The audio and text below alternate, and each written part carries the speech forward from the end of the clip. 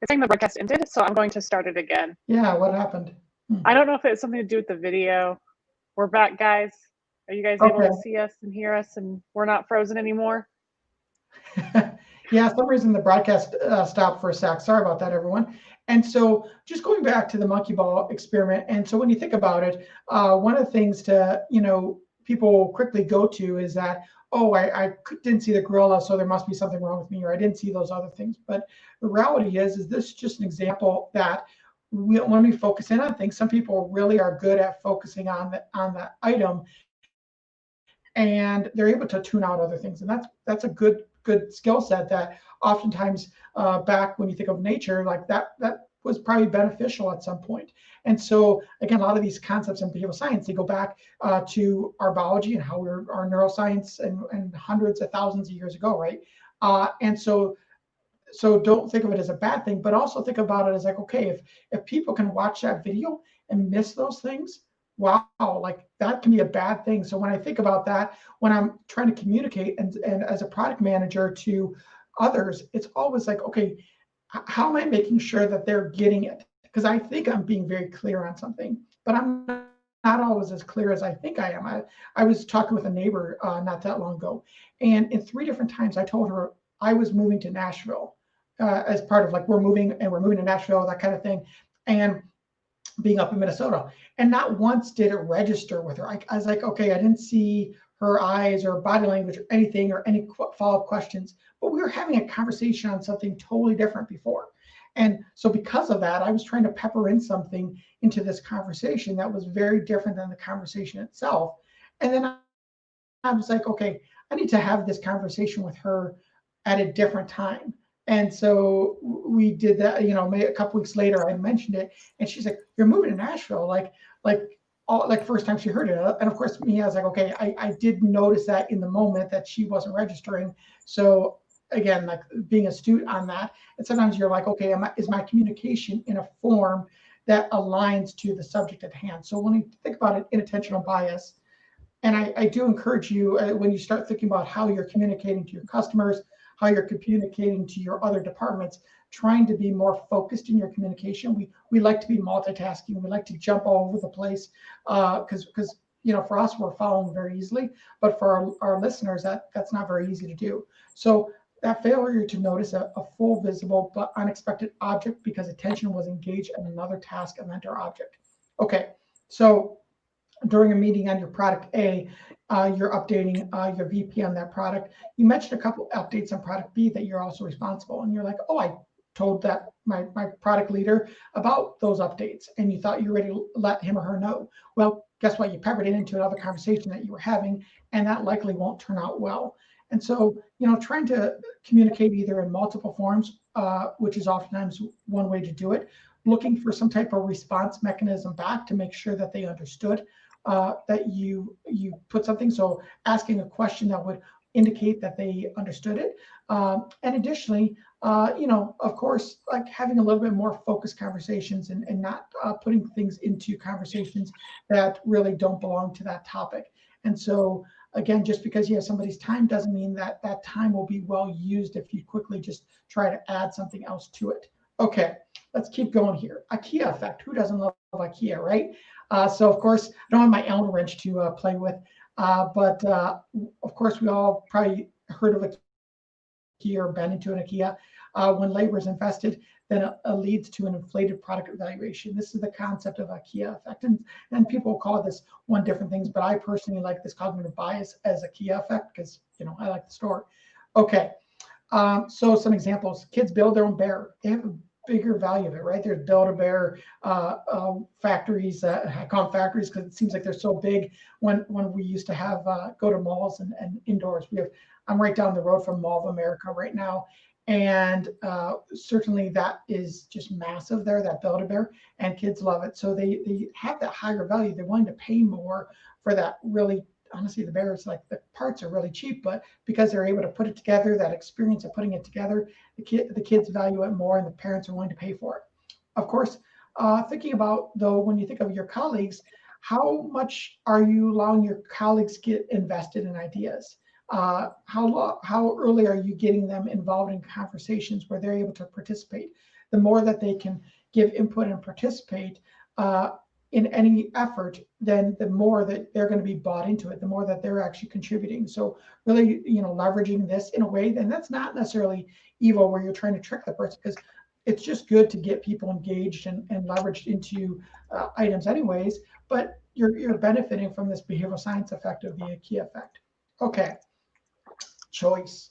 We all have so many choices in the world, right? So you go to a supermarket and you have 50 different forms of ketchup, or you have all these different choices that are there. You go to a restaurant and there's so many things. Cheesecake Factory, oh my gosh, with their menu. Every time I'm like, my gosh, this totally goes against what you normally go talk to on choice overload. So what is choice overload?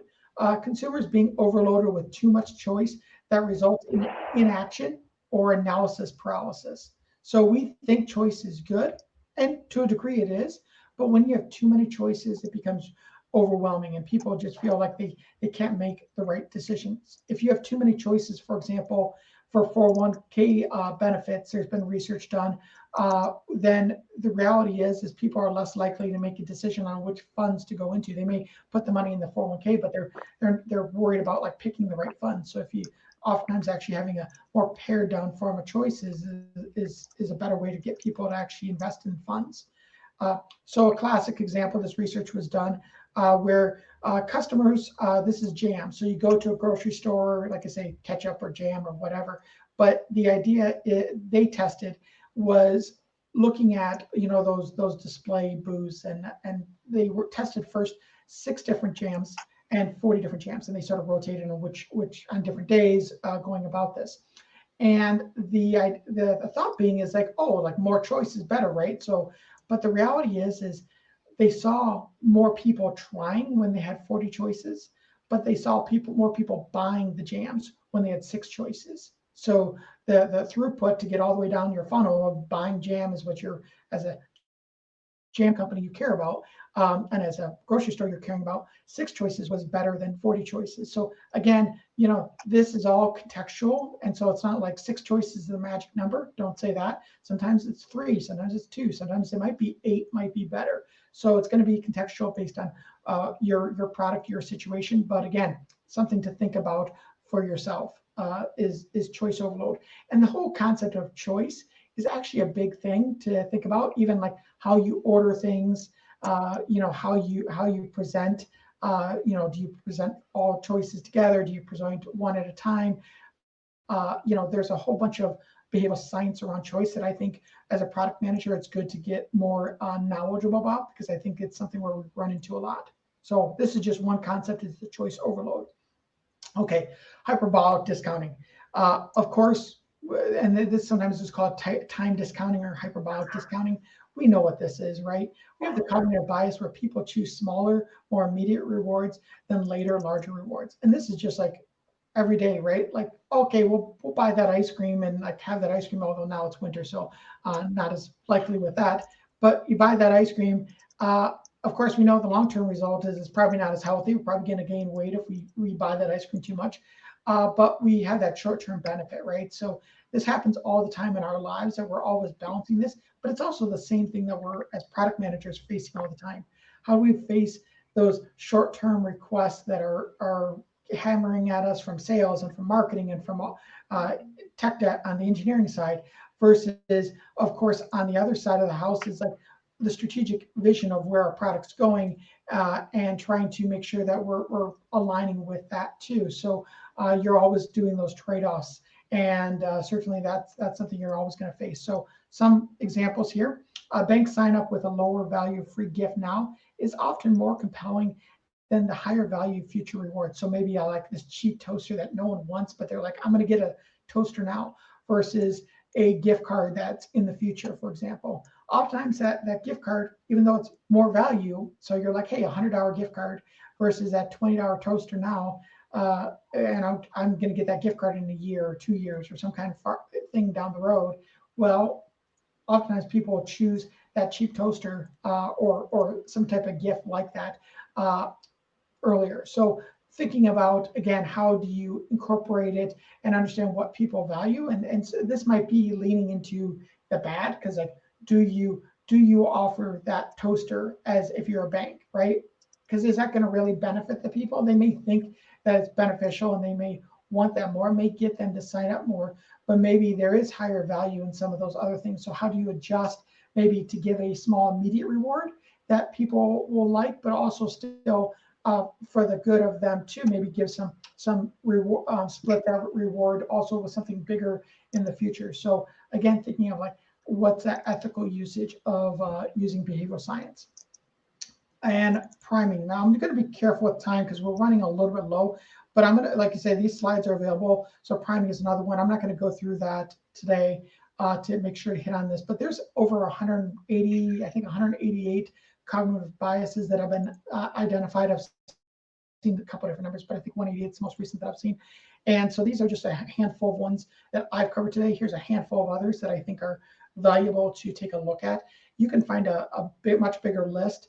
And if you click on this link by downloading the slides, where you'll be able to nerd out as much as you want for the weekend, right?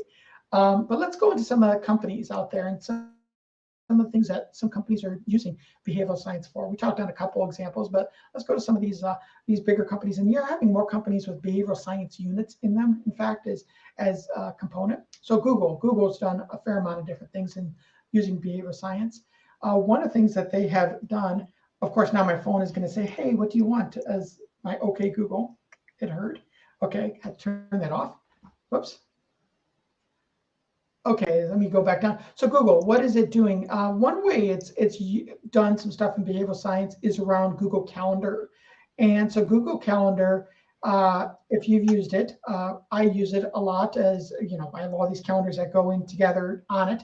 And Google Calendar, one of the challenges, like I said, we always face is that time discount, thinking about the future and those things that we really care about versus the short term. So a really famous person in the behavioral science area is Danny Ariely.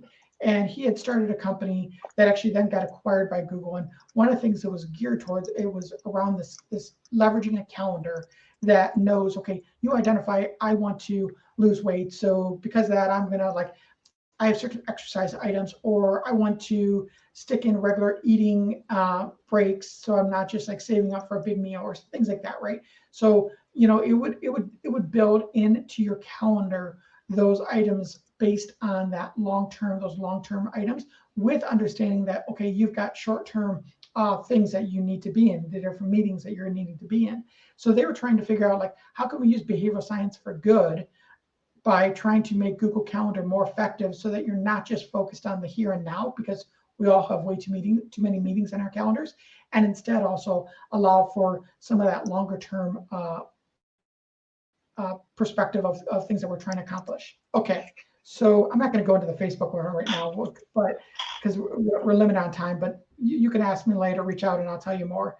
Pfizer, because I think this is a good one, because compensation plans are a big thing, and the idea of sales programs, for example, like what incentives do you have as for your sales programs? And like I say, you may value one thing different than somebody else values that thing. Like for example, you might be a VP of product, and you're looking at, okay, how much vacation, how do people value vacation versus value salary versus value other benefits versus value work flexibility, all those types of things. And just understanding those different trade-offs that people have, you may be able to offer something that from a company's perspective is maybe cheaper to give, but also is more liked by your employee. But also then the question becomes, is that an unethical use of using behavioral science, right? Because you can keep the cost down. Like, companies do this all the time with thinking about how to incentivize employees and to reduce overall costs by understanding, like, hey, they value this more, so we're going to give them this, but this, we're going to take away this, and this will cost less. Again, like, this is just something that you're always going to be thinking about as a product manager, and you should be thinking about the same way when you're thinking about those trade-offs, certainly with your customers and how your customers might value your product. And so another one I always like is a restaurant industry, because I think there's so many, and obviously it's going to be very different as with COVID when things come back more, because for us, a lot of restaurants are struggling right now. But certainly, like, when you look at menus and you just even look at, like, okay, on a menu, and I'm using Chili's as an example because it's a restaurant I like, but every restaurant does this type of thing. and just trying to grab your attention with using boxes and colors and things like that. They're trying to grab your attention. It's almost for the highest profitability item on the menu. And again, that's probably a little evil, right? Because like they're making the most profit, so they're like, hey, buy our expensive guac that we have huge margins on. And again, that's not maybe totally evil, but it maybe is leaning a little bit towards that way in some capacities. I'm sure it's good guac. Disney theme parks. Here's a couple examples with Disney that I think are interesting, because Disney's done some really interesting things leveraging behavioral science and customer experience. I always think like it's good to look at what Disney does. And so one of the things that they've done is they started switching the defaults for their kids' meals in the theme parks, right? So the default, we talked about the importance of defaults. They switched the defaults from fries and like a pop to a juice and like fruit or vegetables or that kind of thing, and they'd switch this default. And I think, let's see here, it said that the children's consumed per meal 21% fewer calories and 44% less fat when ordering the kids' meals. So again, they had the option of choosing fries and choosing soda, but because it's the default, it turned out that having 21% less calories and 44% less fat for the kids. So again, like making a real big difference just because of the default choice. But then something else Disney does. So I don't know if you've ever been there, and they have like the wristbands that you put on and you can use them for payments, right? And so those wristbands make it really easy to pay for things. It's almost like it's not even like money, right? Because you're just like clicking and doing, going into things. Now it's nice that this cashless realm, but certainly Dan Ariely and others have done research on the idea of like, if you have to pay money for things, it's different. Like if I grab cash out, it's going to be different than grabbing out a credit card or grabbing out, especially something like just like a wristband. And so when you think about that, is that evil? They made it as a better customer experience, that I don't need to carry my wallet. I don't need to carry other things around. It's tied to me. At the same time, I'm also probably maybe spending a little bit more. And so because of that, or spending it quicker. So maybe at the same time, that might be a little evil. And of course, casinos do a lot of this type of thing of trying to create an environment so that you're going to gamble more, leveraging behavioral science. Okay, I'm going to go for another minute and then I'm going to open it for questions.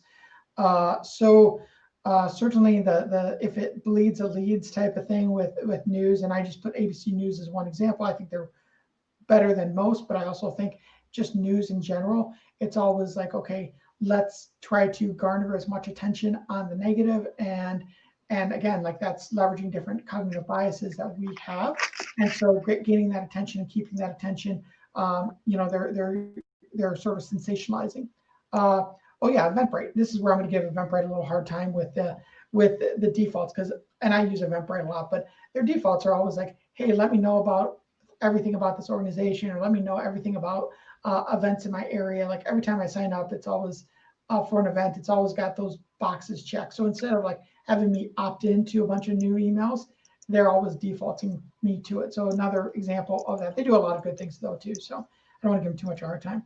Okay, Trader Joe's. I think Trader Joe's is a good example in the sense of they're very different in the marketplace, in the sense like one is they're extremely profitable grocery store, and most grocery stores are not that profitable from a margin perspective. But also part of their profitability, there's several reasons behind it, but one of it is they don't have such a big footprint. They have more confined spaces. They don't give 50 different ketchup choices. There's my timer to ask questions, but they don't give so many choices so that you're able to focus on like, okay, I can choose like the spicy ketchup or the regular ketchup or maybe some savory ketchup, but then you sort of just grab the ketchup. And so having a grocery store that has less choices makes that you're not so overloaded with things, and sort of like becomes more draining as a consumer going in there. So again, like thinking about maybe you change your business model around your product if you have a new thing coming to market, and that's one way that they sort of like from a game-changing perspective, and they've actually been a much more profitable company around it. There's so many good things. Actually, they have a podcast that I recommend product managers to listen to, and it's sort of around Trader Joe's. And so yes, you're gonna, if you don't like Trader Joe's, you're against them. I still think they learn from some of the things that they do, but take a listen to that podcast. I think you'll enjoy it. Okay. So a few important including points before I take some questions. Behavioral science is a science, therefore you need to hypothesize and experiment. This will help reduce biases, but this will also not just assume, because I saw this JAM study, it's going to work for something else. Like, yes, if you're doing the exact same type of thing in the same type of region where the study was conducted, then you have a pretty high confidence level. But you really should be trying to put together hypotheses and experiments when you're doing these things. Additionally, behavioral science is powerful in many cases, so use it for good, not evil. And so, especially when you're thinking about defaults, because defaults really are an area where over and over again shows a lot of power in the behavioral science realm. And of course, a lot of these things depend on context, so that's why you need to experiment, iterate. And then behavioral science is a great way to lever up. And you don't need to have like 6 PhDs on staff that are behavioral science experts. Any product manager should be able to start, nerding out on a little bit of this stuff, start trying to create some experiments around this, learn from others. There's a couple of sites that I'm going to recommend you taking a look at, some books in a minute. And then of course, defaults matter, as we've talked about defaults. Okay, how to continue learning. And like I say, you can get these slides and there's links to everything. So here's some online websites, some books, some podcasts, and some in-person. There's Action Design Network, oftentimes has in different cities, a behavioral science group. But so just grab the slides and then go and click on the links, and if you're interested in this topic. And then let's see here. Oh yeah, the takeaways, of course, the little takeaways. Harness diverse teams and good experimental design. Use behavioral science for good. Stand on the shoulders of others and learn. And then also start today by hypothesizing, experimenting, and applying. And so now I'm ready for questions. And I think we have like 5 minutes, 10 minutes, something like that. I think, yeah, 12:50 is when I'm going to encourage people to start thinking about going to their 1 o'clock sessions and picking that up. But we have time for a question or two, and I think we have one from CJ here. So just one plug too, again, for our sponsors. If you guys have time in between, please go by the Expo Center and check out that area. I think that's where you can win some pretty cool raffles and things like that. And Dave, thank you so much for all your knowledge here. Like, there's a lot of things that I wish I would have copied and pasted in the text in the chat, because I agreed with a lot of what you were talking about with getting people engaged, thinking about the bias and, overload choices of behavior of people. So thanks so much. And one of our questions from CJ is, with defaults, have you ever implemented a persona type that affected the defaults? So he said, like, I'm claimed to be a seller, not a creator in this marketplace. Yeah, so certainly when you're establishing your personas, and there's been some more pushback recently, sometimes with personas, because I think sometimes we've been told to try to get them really clear and give them pictures and give them names and things like that. But also the challenge is we get so tied to those personas that sometimes we're sort of over indexing. So there's different folks that are now in the design world sort of pushing back a little bit, saying maybe we need to rethink how we're using personas and maybe not be so fixed that we get. So because certainly then when it gets to, okay, Tim, the tech guy, like, let's say is a customer, let's say it's a technology customer, and you're like, okay, I'm thinking of Tim, I'm thinking of the tech, I'm thinking of, okay, I know this, and then what's the default that will work for Tim? And of course, then I might be really zeroing in on that a little too much and sort of crowding out others. So really, when you stick in defaults, just like anything, experiment. Don't just like necessarily blanket things in across the board right away. Start looking at like, okay, how is this affecting my overall customer base? And hopefully you have, of course, if you're a more small client type of where you can't do that, you might not be able to do it in the same realm. But if you're like, especially a B2C realm, you should be able to do that test at that level. Yeah, it almost reminds me of thinking about like even your gorilla example, that you get so hyper focused on a particular aspect of a person or a particular subset of a persona that you may exclude other things and other possibilities because you're so hyper focused. Exactly. I had a question earlier when you were talking about system 1 versus system 2. I'm not familiar with those things, so do you mind giving us a brief heads up on what those are? Yeah, and I should have said something else in the sense of lead in is like, hey, that's why I'm trying to get folks to like discover more, and that's why I'm doing project. But so system 1 is really the things that I was talking about as Bart Simpson, where it's the emotional, instinctual, quick acting. When you think about, okay, a deer comes out in front of you when you're driving your car, you slam on the brakes, right? That's your system one part of your brain stopping things, right? And so certainly we want to be more deliberate in the sense of like, oh, let's take into account all the different customer feedback and start making the decisions on the product, our product backlog. Okay, that hopefully is system two. Now, oftentimes you may have a salesperson or executive or somebody else that's coming in and saying, hey, this customer says they'll buy this if we'll do this. And then it becomes like, okay, like, is this system one or system two? How are we pushing people? And so ideally you're trying to leverage system two more, especially in those methodical decisions, but certainly our customers, all of us live in both system one and system two, and our colleagues and our customers. So just thinking about, are we encouraging an environment where system two decision making is happening when we want system two decision making? So I think sometimes if we create the right environment there, the right context, and again, like that's not having the biggest title in the room speak up and things like that. So again, like it's sometimes tough conversations you have to have with people, and some people with bigger titles that you're like, okay, this will be better for all of us if we do it this way, and here's why. And you have to get them bought into the concept before you get into those situations. Right, makes a lot of sense. And then even what you were talking about, getting people engaged and making sure everybody's engaged really helps with getting different feedback and getting the process together and getting people bought in. Another question we have on here is, people often react negatively to topics like behavioral science and psychology.